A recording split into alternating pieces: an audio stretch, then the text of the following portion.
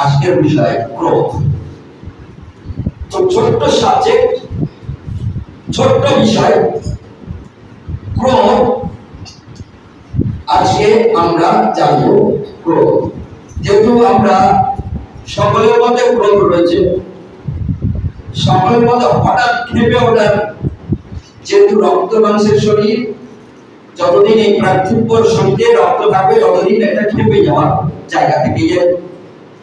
কিন্তু ক্রোধ সম্পর্কে কিভাবে ক্রোধ আসে, ক্রোধ কিভাবে আমাদেরকে প্রভাবিত করে, ক্রোধ আসার ফলে আমাদের জীবনে বা দেহে কি ঘটে এবং ক্রোধকে কি করে আমরা তা সরাতে পারি, কারণ প্রতিশোধ তো আমাদের নিতেই হবে। 100 বছরের বৃদ্ধা, সে বেঁচে আছে সুস্থ অবস্থায়, হাঁটা চলা করে, সুন্দর কথা বলে। তাকে সবাই জিজ্ঞেস করে, আচ্ছা দাদু, তোমার এত 100 বছরের পরেও তুমি সুস্থভাবে বেঁচে থাকার রহস্যটা কি? এই নিয়ে তাকে লোকেরা বিভিন্ন ভাবে প্রশ্ন করে, কিন্তু সাংবাদিককে বলতেছে তার কাছে, দাদু তুমি কি খাও, তুমি কি করো, তুমি সকাল থেকে তোমার শিডিউল কি, ইত্যাদি ইত্যাদি, তোমার রহস্য কি এতদিন সুস্থ সবলভাবে বেঁচে থাকার? দাদু বলছে, এখন তো বলা যাবে না, বলাটা উচিত নয়, কারণ এই বিষয় নিয়ে বিশেষ করে যারা ফুড প্রোডাক্ট করে তাদের সঙ্গে কথা হচ্ছে, যারা ওষুধ প্রোডাক্ট করে তাদের সঙ্গে কথা হচ্ছে, যারা খাদ্য প্রসেসিং করে তাদের সঙ্গে কথা হচ্ছে, যাদের সঙ্গে ম্যাচ করে যাবে না, তখনই আমি বলবো আমার এই বেঁচে থাকার রহস্যটা কি, কারণ তাদের প্রোডাক্টটা কি তৈরি করবে তার উপর নির্ভর করবে আমার।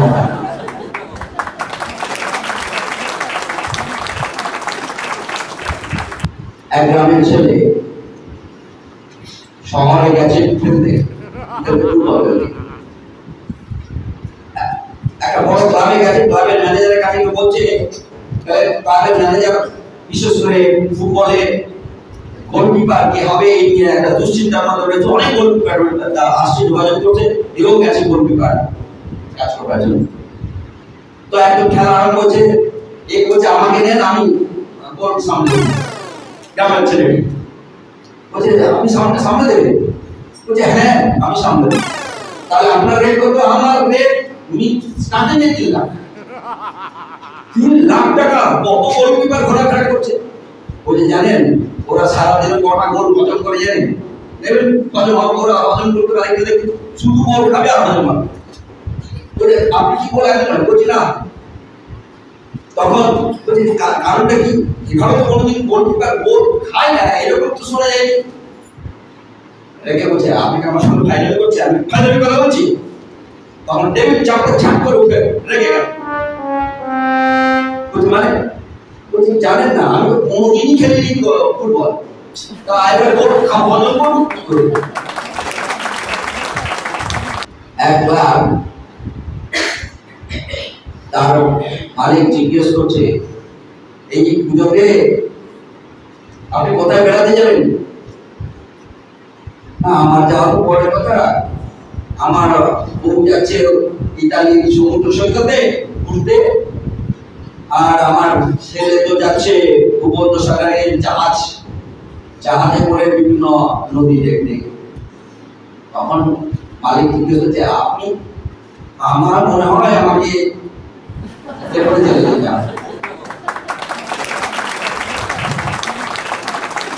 ঈশ্বরের পবিত্র বাক্যে যাবো তার এক অধ্যায় এবং নিষেধ পরিবর্তন।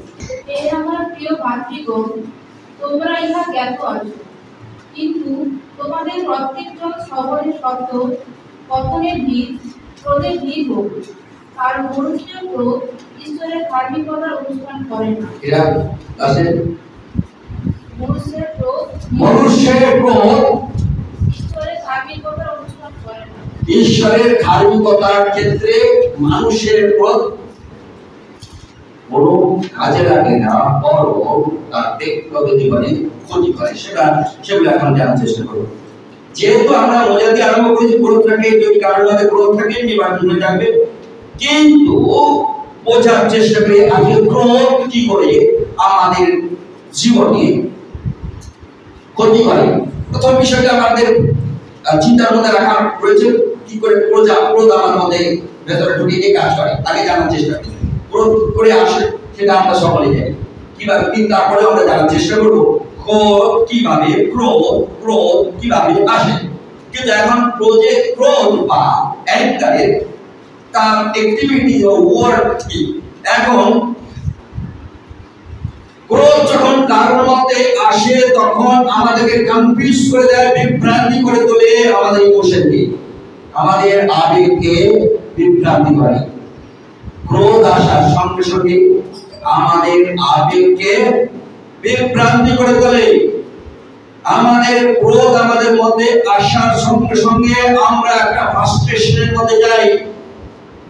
ক্রোধ আসার মধ্য দিয়ে আমাদের ভেতরে আমরা ইরিটেট হই। বলে গেছে ইরিটেট মানে যখন আমাদের জুতোই চপ্পলের মধ্যে কাঁটা ঢুকে যায় না, কাঁটা ঢুকে যাওয়ার পরে চপ্পলের ভেতরে থেকেই যায়। যখন পা দিয়ে হাঁটতে থাকি দেখা যায় হাঁটার পরে পা কি হয়, পায়ে আস্তে করে পিন মেরে দেয়। আবার তো ঠিক আছে মনে হচ্ছে, আবার কত বেশি চাপ লেগে গেল ইরিটেট, এটাকে বলা হয় ইরিটেশন। আমাদের শরীরে বিভিন্ন ক্রাইসিস বা সংকট নিয়ে আসে এই ক্রোধ। মেডিকেল শাস্ত্রের ব্রেনের মধ্যে কিছু অ্যাক্টিভিটি বিভ্রান্তিকর করে তোলে। আমাদের প্রত্যেক দিনের অ্যাটেনশনকে নিয়ে নেয় ক্রোধ। আমি যখন কারোর উপর ক্রোধ করি ওই কথাটি সবার কাছে বলতে থাকি, একই না।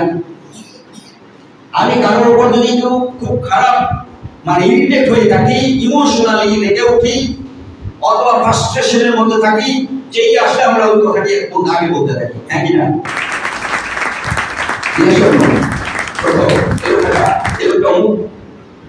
আমরা কি হই তাহলে আমাদের পুরো অ্যাটেনশনটাকে ওর টেনে নেয়, কি আমাদের অ্যাটেনশনটাকে নিয়ে নেয়, আমাদের কি করে আবেগকে বিভ্রান্তি করে তোলে।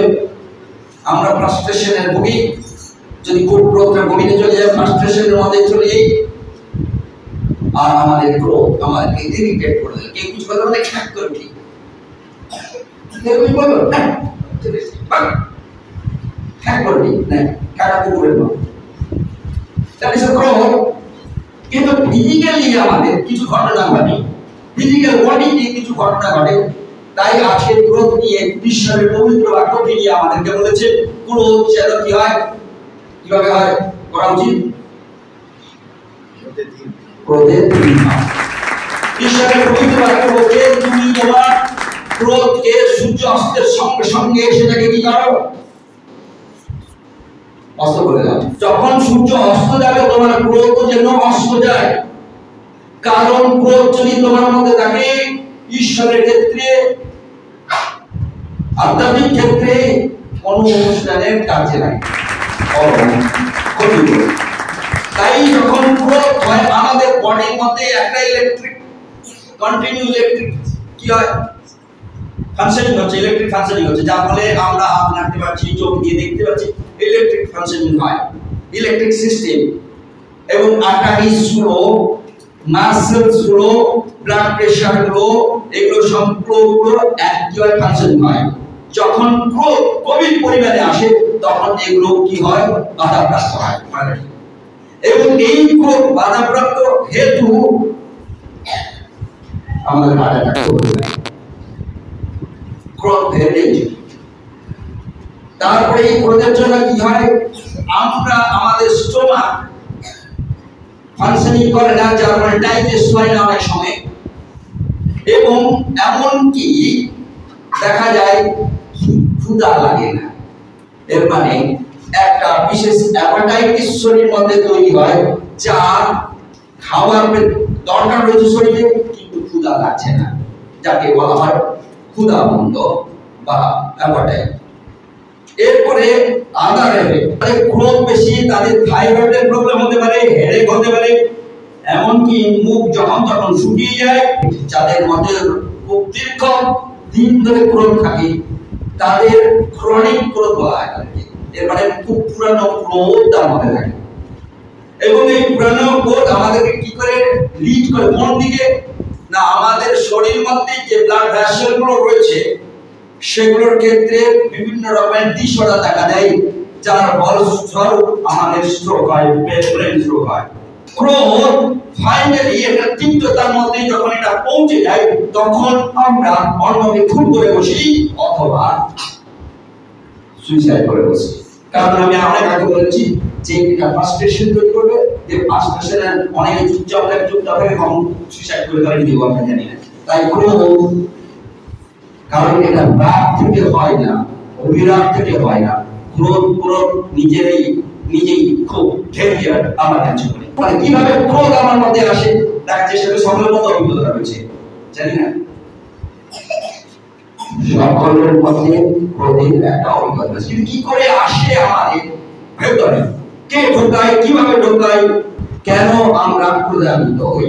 আমাদের প্রত্যাশা মতো যদি কোনো কিছু না কাজ হয়, এটা এক ধরনের আমাদের প্রত্যাশায় থ্রেটিং হয়, তখন আমরা ক্রোধান্বিত হই। আমাদের ইচ্ছা মতো যখন কোনো কাজ না হয়, থ্রেট হয়, বাধাপ্রাপ্ত হয়, তখন আমরা ক্রোধান্বিত হই। আমাদের স্বপ্নের পেছনে দৌড়াই। কোনো মেয়ে, কোনো ছেলে তারা একটা স্বপ্ন দেখেছে, সেই স্বপ্নটাকে কাউকে সে ভালোবাসে, সেই ভালোবাসার থ্রেট যখন হয়, সে কিন্তু রেগে ওঠে। আমার বাবা মা একে ভালোবাসে না, আমি একে ভালোবাসি, আমার বাবা পালা দিচ্ছে, তখন সে ক্রোধান্বিত হয়। ক্রোধ এর মানে আমার ড্রিমস, আমার স্বপ্নে যখন থ্রেট হচ্ছে, তখন আমরা ক্রোধান্বিত হচ্ছি। ক্রোধান্বিত সামথিং, কোনো কিছু একটা যখন আমার ভেতরে, আমার জীবনে ঘটে, তাতেও আমি ক্রোধ হতে পারি, ক্রোধ আমার মধ্যে আসে। ক্রোধ পাপ নয়, কিন্তু শরীর মধ্যে ক্রোধ ফুটে গিয়ে যে সিমটমস গুলো তৈরি করে সেটা পাপ। মনে রাখেন, ক্রোধ পাপ নয়। তার জন্য ঈশ্বরের পবিত্র বাক্যে বলছে, ক্রোধ কি হোক ধীরে হোক, ক্রোধ কি হোক সূর্যের অস্তের সঙ্গে সঙ্গে চলে যাবে। ঈশ্বরের পবিত্র বাক্যে তুমি ক্রোধ করো,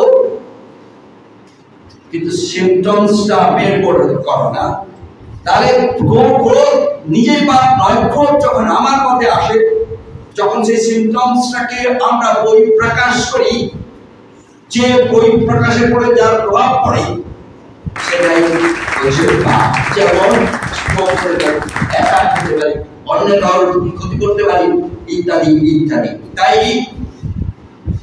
তাই এখন আমরা চেষ্টা করি কিসে কোন জায়গায় আমাদেরকে বিশেষ করে থ্রেট আসে, সিকিউরিটি।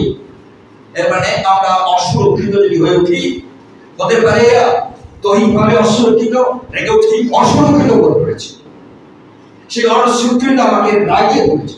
সিকিউরিটি, আমার ফিজিক্যালি সিকিউরিটি যদি না থাকে, আমি রেগে উঠতে পারি বা ক্রোধান্বিত হতে পারি।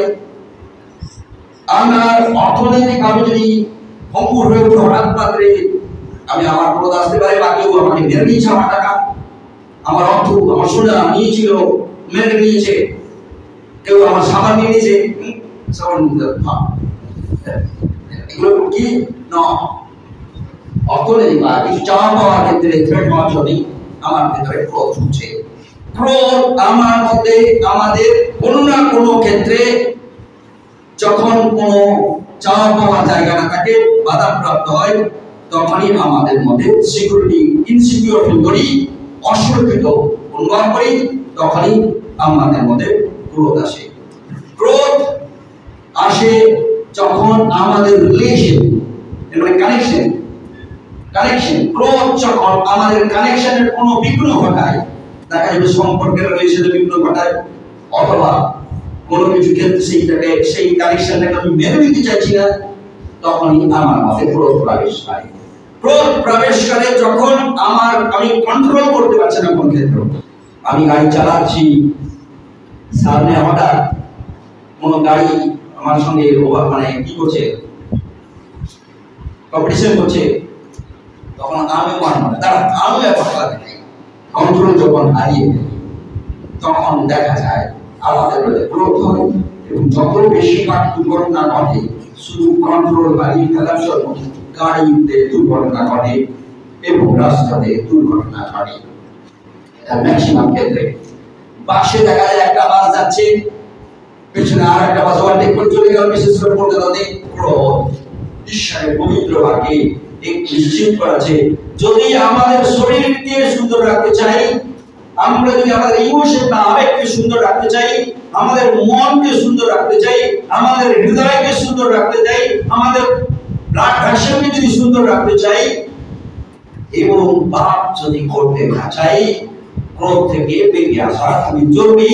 ঈশ্বরের পবিত্র বাক্যে বলছে যে তুমি ক্রোধ করো কিন্তু ধীরে করো, ক্রোধ করো কিন্তু সূর্য অস্তের সঙ্গে সঙ্গে ক্রোধকে সরিয়ে গেল। কিভাবে সরাবে আজকে এই পবিত্র বাক্যে জানার চেষ্টা করি। আমি একটা লোককে তুলে এনেছি, একটি মাত্র, তিনি হচ্ছেন ধনী লোক, যাকে আমার প্যাশন আমার জীবনের সঙ্গে অনেক জড়িয়ে। তিনি হচ্ছেন জব বা ইও, যার লাইফস্টাইল আমার জীবনের কোনো না কোনো ক্ষেত্রে আমাকে শিখিয়েছে এই ভক্ত জীবনের ভেতর থেকে কিছু পেয়ে আমার জীবনকে তৈরি করতে। আর তার জন্যই আমি বেশিরভাগ ক্ষেত্রে কখনো ইয়োবের কথা বলি, কখন যাকবের কথা বলি, আবার কখনো দানিয়েলের কথা বলি, কারণ এরা আমার জীবনে, তাদের জীবন আমাকে ইন্সপায়ার করেছে, তাদের জীবন কিছু অ্যাপ্লাই করতে সাহায্য করেছে। আজকে দেখো ইয়োব তিনি একজন ধনী ব্যক্তি ছিলেন, যার মধ্যে কন্ট্রোল হারিয়ে গেলে ক্রোধ হওয়ার সম্ভাবনাটা অনেক বেশি। তিনি যেহেতু পূর্ব দেশের একজন ধনী লোক ছিলেন, সেই হেতু তার মধ্যে ক্রোধ হওয়াটা স্বাভাবিক ছিল। তার সম্পদ ছিল অনেক, তার দাসী ছিল অনেক, তার পরিবার পূর্ণ ছিল। সব কিছুর মধ্যে আমরা দেখতে পাই ইয়োব কি প্রকারে তার ক্রোধকে কন্ট্রোল করেছিলেন। ইয়োব কন্ট্রোল হারিয়ে ফেলেছিল। ইয়োব তার স্বপ্ন ছিল সব ভেঙে গেছিল, চুরমার হয়ে গেছিল। ইয়োব প্রত্যেকটা ক্ষেত্রে থ্রেট, কিন্তু তারপরও ইয়োব তিনি বিশেষভাবে কন্ট্রোল করেছিলেন তার ক্রোধকে। তাই ইয়োবের কাছ থেকে শিখে নিই আজকে ক্রোধকে কি করে কন্ট্রোল করা হয়। ইয়োব তিনি প্রার্থনাশীল জীবন যাপন করতেন। ইয়োব প্রার্থনাশীল জীবন যাপন করতেন। ক্রোধ নিবারণের প্রথম ধাপ হচ্ছে প্রার্থনাশীল জীবন, ঈশ্বরের দিকে দৃষ্টি রাখা। আমার ক্রোধের দিকে দৃষ্টি না রেখে আমি চোখ বন্ধ করে চোখ খুলে কোন দিকে দৃষ্টি রাখবো? আমার ঈশ্বর খুশির দিকে দৃষ্টি রাখবো। জিওসুয়া 1:8 আমাদের জীবনে ক্রোধকে নিবারণের জন্য আরেকটি রাস্তা হচ্ছে মেডিটেশন করা, ধ্যান করা ঈশ্বরের বাক্যে। ঈশ্বরের বাক্য যখন আমি ধ্যান করব, মেডিটেট করব, শাস্ত্রের লেখা আছে তুমি কৃতকার্য হবে, তুমি যা কিছু করবে তাতে আমি ফসল আনবো। কারণ ক্রোধ তোমার মধ্যে কাজ করবে না, কারণ তার জায়গায় কি কাজ করবে? ঈশ্বরের বাক্য কাজ করবে। ধরা যাক আমাদের এই মিশন জমিতে চাষ হয়নি, তার ফলস্বরূপ কি হয়েছে? আগাছা তৈরি হয়েছে। তার ফলস্বরূপ কি হয়েছে? আর একটি ডেঞ্জার গাছ হয়েছে। দুটি ডেঞ্জার গাছ কি? একটি আমরা জানি লজ্জাপতি গাছ। এই লজ্জাপতি গাছ আর একটা সেই বড় বড় ঘাস ভেতরে এমনি ঢুকে যাবে, আস্তে আস্তে করে টাক করে কেটে দেবে কিছু জায়গায়। এর মানেটা বোঝার চেষ্টা করি আমরা। যখন আমাদের ঈশ্বরের বাক্যে যদি জমি চাষ হয়নি, ধান চাষ হয়নি বা অন্য কোনো চাষ হয়নি, যা জায়গা খালি থেকে গেছে, খালি থেকে যাওয়ার জন্য কি হয়েছে? কি গাছ হয়েছে? লজ্জাপতি গাছ হয়েছে। লজ্জা করে খুব বেশি, কিন্তু কামড়ায় বেশি। যেমন লজ্জা করে বেশি, তেমনি ভেতরে ঢুকে গেলে তোমাকে কামড়াবে বেশি। এর মানে কাঁটা রয়েছে, সেই কাঁটাতে তোমাকে আঁচড় দেবে, যে আঁচড়ে তুমি কষ্ট পাবে। আমাদের এই ভেতরে যখন আমি ঈশ্বরের বাক্য মেডিটেট না করছি, খালি জায়গা থেকে যাচ্ছে, এই লজ্জাবতী মতো কোনো না কোনো লজ্জাবতী গিয়ে ভেতরে প্রবেশ করবে, আর সেগুলোকে আমাদের কি করবে? ভেতরে গিয়ে কি করবে? ইরিটেট করাবে, ক্রোধ তৈরি করবে, কন্টিনিউ ক্রোধ তৈরি করবে। ঈশ্বরের বাক্য যখন থাকবে, যিশু তিনি খুব ক্ষমতাশালী লোক ছিলেন পৃথিবীতে, স্বর্গীয় ভাবে ক্ষমতাশালী, সব ক্ষেত্রে ক্ষমতাশালী, কারণ তার হাতে ক্ষমতা ছিল। তিনি যদি মানে মুখে দিতেন, যত লোক সেখানে ক্রুশের কাছে ছিল সকলেই মারা যেতে পারতেন। তিনি ক্রোধ করলেন না, তার পরিবর্তে আমরা জানি এত কষ্ট, এত ব্যথা, এত যন্ত্রণা তাকে দেওয়া হচ্ছে, হাতে তার পূর্ণ ক্ষমতা থাকার পরেও তিনি একটাও ক্ষমতাকে বর্ষণ করলেন না, বরং চুপচাপ থেকে গেলেন। তার পরিবর্তে প্রত্যেকটা বাণী তিনি থ্রো করলেন। যারা ইরিটেট করেছিল বহিরাগতরা, যারা বারবার করে সেগুলোকে তর্জমা করে ভালো করে যিশুকে বোঝানোর চেষ্টা করেছিল, যিশু প্রত্যেকটি বাক্যে কোনো কর্ণপাত করলেন না, বরং যিশুর কাছে যারা শরণাপন্ন হয়েছিল সেই মুহূর্তে প্রত্যেকটি ঈশ্বরের বাক্য সেটা রেমা বা জীবন হয়ে গেছিল প্রত্যেকের জীবনে। যেমন আমরা এখানে নিশ্চিত হচ্ছে ঈশ্বরের বাক্য মেডিটেশন করলে এই আগাছাগুলো আমাদেরকে ইরিটেট করতে পারবে না, রাগিয়ে তুলতে পারবে না। যদি কোনো কারণে রেগে যাই, আমরা তৎক্ষণাৎ ফিরে আসবার জন্য একটা অপরচুনিটি এবং অনুগ্রহ থাকতে পারে। মেডিটেশন বা ধ্যান, মেডিটেশন বা ধ্যান কিসে?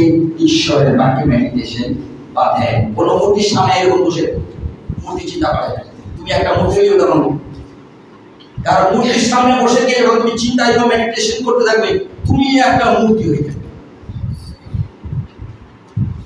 ঈশ্বর চায় না তুমি মূর্তি হও, ঈশ্বর চায় তুমি তার সন্তান হও। তৃতীয়ত, আমরা যেন ফ্রেশ ব্রিদিং নিতে পারি, ডিপ ব্রিদিং নিতে পারি। যখন কোনো কিছু কাজ সমাপ্তি হয়ে যায়, তখন একটা ক্রোধ আমাদের মধ্য থেকে যখন ক্রোধ আসবে, আমরা বারংবার যেন ডিপ ব্রিদিং নিতে থাকি। ডিপ ব্রিদিং, প্রভু praise the lord, deep breathing. যখন আমরা ডিপ ব্রিদিং নিব, ক্রোধ আমাদের কন্ট্রোলের, আমাদেরকে কন্ট্রোল করবে না, ক্রোধকে আমি কন্ট্রোল করব।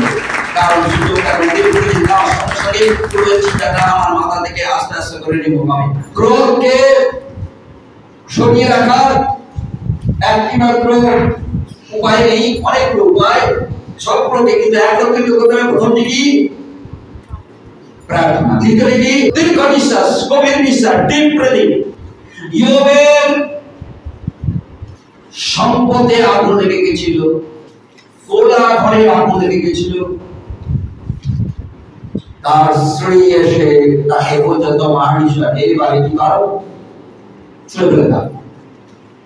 আমাদের কথায়, বাইরের কথায় জবাব দিলি, ওকে আমার কথায়, আমাদের কথায় এই ছুড়ে ফেলে দাও। ঈশ্বর তো বেকার আছে, একে নিয়ে বসে রয়েছে, তোমার সব শেষ হয়ে যায়, ঈশ্বর নিয়ে বসে রয়েছে। তিনি তার ক্রোধকে তিনি নিয়ন্ত্রণ করলেন। নাহলে আমাদের মতো, তোমাদের মতো লোক হলে দুটা চাপড় মারত, আমার ঈশ্বর কি করবে, দুটা চাপড়ে দিলেন কি? কিন্তু তিনি বললেন, মূর্খ, তুমি মূর্খ। এই কথা শোনার পরে তার স্ত্রী এবং বাচ্চারা তার বাবাকে ছেড়ে চলে গেল। তিনি প্রার্থনায় বসলেন একা। পরবর্তীতে তার শরীরে আরো বিশেষ পোড়া বা এক বিশেষ শরীরের কি স্কিনের উপরে রোগ তৈরি হলো, যা কষ্ট দিচ্ছিল, রেগে উঠতে পারত, কামড়ে দিতে পারত ঈশ্বরকে, কি যে করতো ঠিক নেই। বা ঈশ্বর তুমি করে দিয়েছো, আমার জন্য তুমি কিছুই করনি, কষ্টের পর কষ্ট দিয়েছো। এরকম কিছু বললেন না, বরং শান্ত স্বভাবে তিনি ছাই কোথায় রয়েছে ঢুকলেন এবং ছাই গর্তে তিনি ঢুকে গিয়ে বসলেন। ইয়োবের পেছনে যখন মাছিরা বারবার তাকে ডিস্টার্ব করছিল, তিনি মাছিকে কিছু করতে পারতেন, মাছি কেটে বম করতো। সেই বানরের বানর আমরা যাবো, বানর পাড়া দিচ্ছে বা বাতাস করছে, আর মাছি একটা সেই বানর বসছিল, তাই না? আর যখন মাছিকে বারবার তাড়াতে চেষ্টা করেছে সেই বানরটি, মাছি তো যায় না, বারবার আসে, তখন সে তরোয়াল নিয়ে দিয়েছে মাছিকে কুপিয়ে। আর মাছিকে কুপাতে গিয়ে মাছি কুপে মাছি কেটে গেছিল, মাছি কেটে যায়নি। কে কেটে গেছিল? রাজা কেটে গেছিল। সে ভাবতে পারেনি তার মেজারমেন্ট, যে আমার দেওয়ালের মেজারমেন্টটা কি, ক্রোধ মেজারমেন্ট করতে হয়, আমি কতটা রাখছি এবং কতটা রেখে এটি একটা লোককে কারেকশন করবো। তাই তিনি কন্ট্রোল করেছিলেন।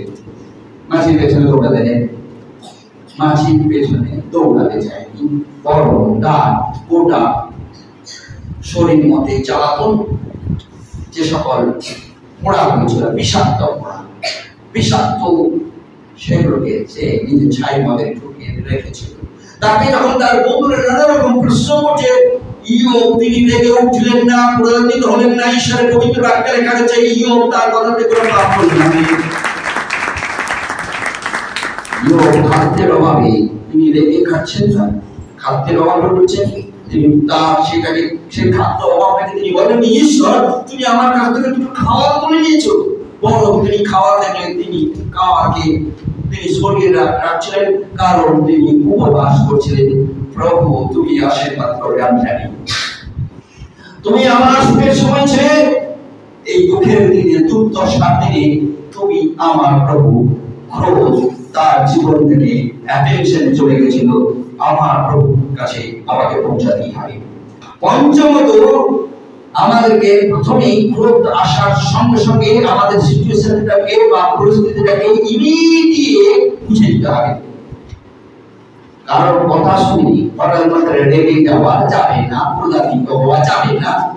আগে সিচুয়েশন বা পরিস্থিতিটাকে পড়ে নিতে হবে, বুঝে নিতে হবে, ছেড়ে নিতে হবে। শেষ অংশটি হচ্ছে ক্রোধ যখন আসবে তখন আমরা আমাদের জীবনে we have to be laying on it, continue, তারপরেই যেন আমরা থাকি। এখন ফিরে আসি, আমি যেহেতু বলেছি, তাই ক্রোধ সরানোর কিভাবে আমরা ক্রোধকে আমাদের জীবনে ক্রোধ এলেও আমরা কি করে ক্রোধকে নিয়ন্ত্রণ করতে পারবো, ক্রোধকে আমাকে ক্রোধ যেন পরিচালনা করে, ক্রোধ যেন আমার মতো করে চলে।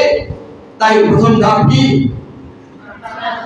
দ্বিতীয় ধাপ কি, বাদাম করবে, তৃতীয় ধাপ কি,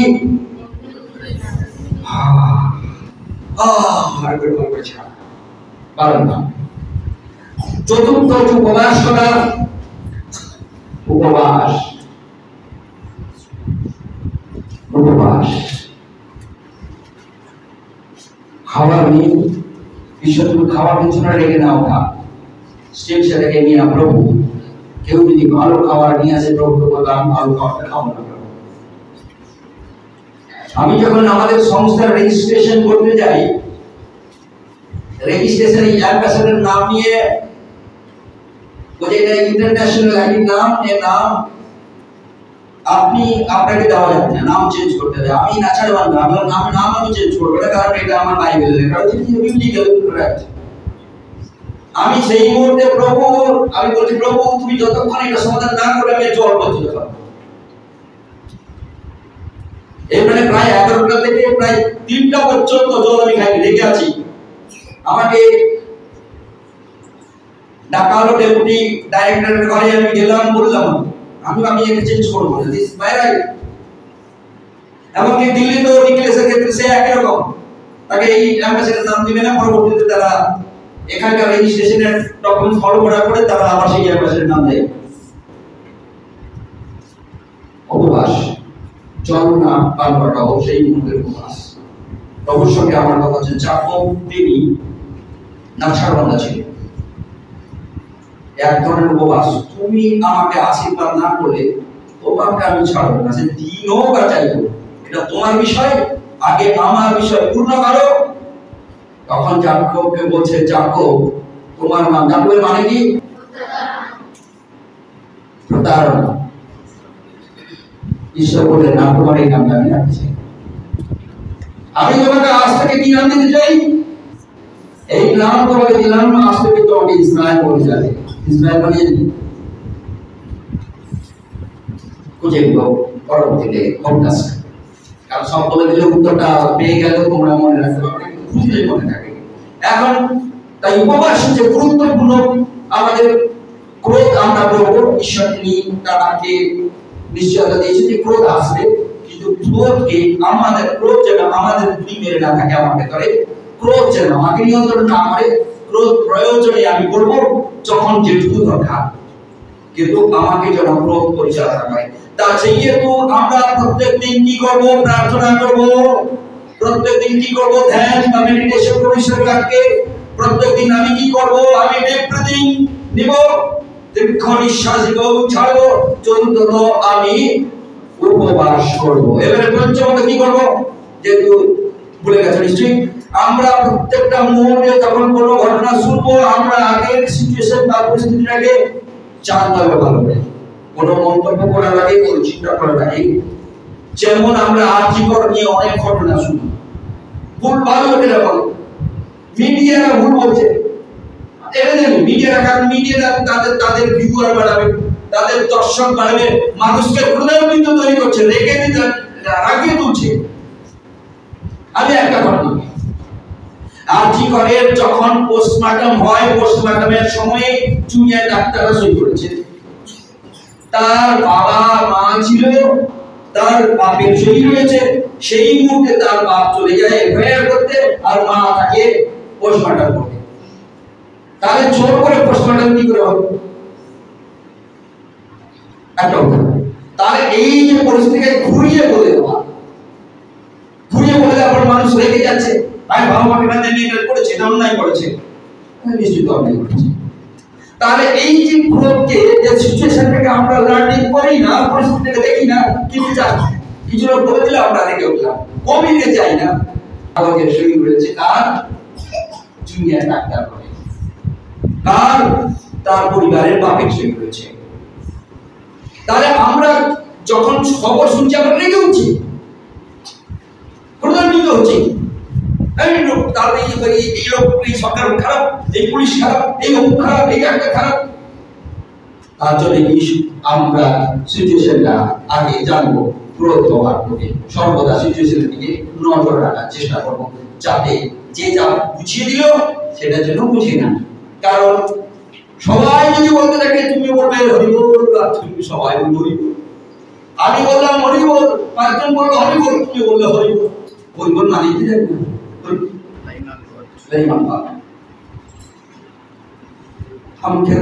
প্রভু আমি তোমার সেবা এসেছি, আমি খেতে পারি, আমি আর এই জীবনটা করবো না। তুমি যদি দেখেছিলে আমি যখন ডাক্তার ছিল না, ইয়ে করেছিল, কেউ করেনি। আমি তোমার এত তোমাকে ভালোবাসি, তুমি খাবার দিচ্ছ না, অমুক দিচ্ছ না, আমি এই জীবনটা রাখবো না, তোমার সেবা হোক না। আমি রেকর্ড রেখে যাননি, চাপও করে রেখে যাননি, টেকনিক্যালি নিজেকে ফিট করে নিয়েছেন। কি করে?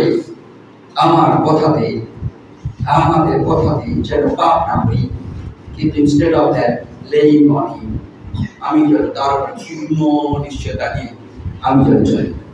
তাহলে এখন প্রথম ক্রোধকে আমরা কি করে, ক্রোধ আমার মধ্যে আসুক আর নাই আসুক বিষয় না, কিন্তু ক্রোধকে নিয়ন্ত্রণ করতে হলে কি করতে হবে?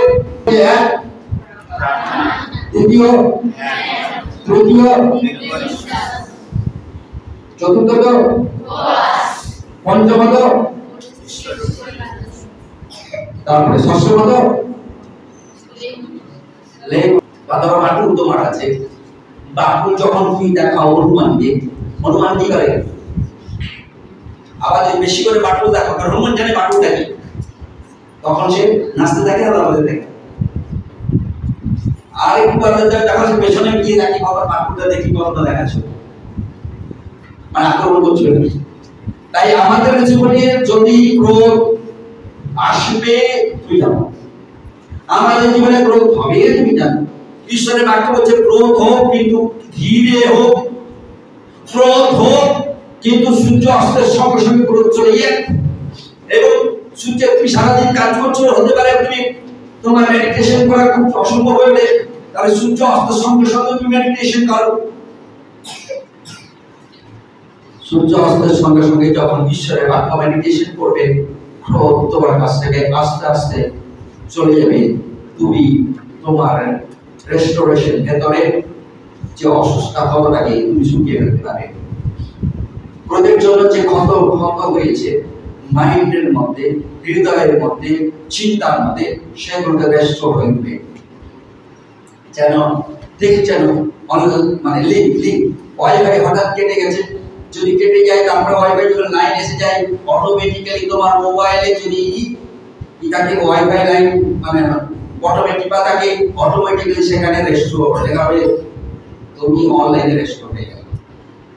তদ্রূপভাবে যখন তুমি দিনে চলতে চলতে তোমার কোনোভাবে কাট হয়ে গেছে, তুমি তোমার জীবনকে যখন ঈশ্বরের বাক্যে মেডিটেশনে আনবে আর প্রার্থনায় আসবে এবং তুমি কি করবে, প্রভু প্রভু প্রতিদিন প্রার্থনা করছি, প্রতিদিন প্রার্থনা করছি, আর তখন তোমার মধ্যে আস্তে আস্তে রেস্টোরেশন ঘটবে। যে ক্ষত সকল হয়েছিল ক্ষতগুলো তুমি সুস্থ করতে পারবে এবং ঈশ্বরের অনুগ্রহে যদি কোনো মিসবিহেভ করেছো সেটা কি হবে, তুমি ক্ষমা পাবে প্রভুর কাছে। আর পরিস্থিতিকে তুমি জানবে এই পরিস্থিতির প্রভু হয়ে গেছিল, আমি আর ভুলে ওটা করবো না, তুমি ক্ষমা দাও, ক্ষমা জায়গা পাবে। তুমি তখন লেট করনি, এরপরে তুমি তারপরে প্রভু ছেড়ে দিলাম তোমার পর, আমি তোমার, কারণ তুমি যাই যেটা চেয়েছো আমি সেটাই হতে চাই আমার জীবনে। আমি তোমার ছাড়া আমি আমার কোনো পদক্ষেপ তিনি একটা স্টেপ নিলেন না ঈশ্বর ভেতরে, ঈশ্বরকে বাদ দিয়ে তিনি তার জীবনের কষ্টের সময় তিনি বাদ দিয়ে কোনো স্টেপ নিলেন না। এমনকি যখন তার প্রচুর পরিমাণে সম্পদ বেড়ে গেছিল, ঈশ্বরকে ছেড়ে একটিও সম্পদ তিনি নিলেন না। ইয়বের জীবনে তিনি রেগে যাওয়ার অনেক জায়গা ছিল, তার সম্পদ ছিল, তিনি খেপে যেতে পারতেন, আক্রমণ করতে পারতেন তার শত্রুকে, আক্রমণ পরিস্থিতিকে সামাল দেওয়ার জন্য অন্য কোন রাস্তা, রাজনৈতিক রাস্তা অথবা ম্যান পাওয়ারের রাস্তা নিতে পারতেন। ইয়ব কোনটাই নিলেন না, বললেন ঈশ্বর দিয়েছে আর ঈশ্বর তিনি বললেন। আমরা আসি আমাদের জীবনে যখন ক্ষোভ আসে, আমরা জানি আমাদের জীবনে কি হয়, আমরা জানি শারীরিকভাবে কি ঘটতে পারে, আমরা জানি আমাদের বিশেষ করে আবেগের ক্ষেত্রে কি ঘটতে পারে, আমরা জানি আর অন্যান্য ক্ষেত্রে আমাদের জীবনে কি ঘটতে পারে। এবং আমাদের এই ক্রোধ যখন আসে, আমাদের কোথায় কোথায় কোন কোন জায়গাতে ক্ষতি হতে পারে, আমরা এটা সুনিশ্চিত যে আমার সুরক্ষার জায়গায় ক্ষতি হতে পারে, আমার কানেকশন বা কমিউনিকেশনের জায়গায় ক্ষতি হতে পারে, এমনকি আমি আমার নিয়ন্ত্রণ হারিয়ে ফেলতে পারি এবং সেখানেও ক্ষতি হতে পারে। তাই আসি প্রভুর দয়া চাই, প্রভুর করুণা চাই, প্রভুকে এবং এই সিদ্ধান্ত নিয়ে প্রভুর কাছে আমরা প্রত্যেক দিন প্রার্থনা করব, অনবরত প্রার্থনা করব, নন স্টপ প্রার্থনা করব, রাস্তায় যেতে যেতে ঈশ্বরের দিকে দৃষ্টি রেখে প্রার্থনা করব, চোখ খুলে প্রার্থনা করব, চোখ বন্ধ করলে ও প্রার্থনা করব, যখন ঘুমিয়ে যাব প্রভুর উপরে লেগে আজকে প্রতিজ্ঞা হবে, প্রভু আমি আমার জীবনে প্রতিদিন তোমার কাছে থেকে আমি প্রার্থনা করব যাতে তোমার কাছ থেকে দূরে না যাই। আমরা প্রতিজ্ঞাবদ্ধ হই, আমি আমার ঈশ্বরের পবিত্র বাক্যে তিনি একটি পদ হলেও আমি প্রভু মেডিটেশন করব সকালবেলা, একটি পদ যেন আমার জীবনের সাথে। আমরা এই প্রার্থনা করতে করতে আমরা ডিপ ব্রিথিং নিব, প্রার্থনা করতে করতে আমরা তারই মধ্যে সুযোগ খোঁজার চেষ্টা করব, হাসি করবা, সুযোগ করবা, আর তারপরে নিচু থাকা। আসি উঠে পড়ি, প্রভুর দয়া চাই, প্রভুকে বলি, প্রভু আজকে আমি তোমার এই খুশির কাছে তোমার মণ্ডলীতে প্রতিজ্ঞাবদ্ধ হচ্ছি,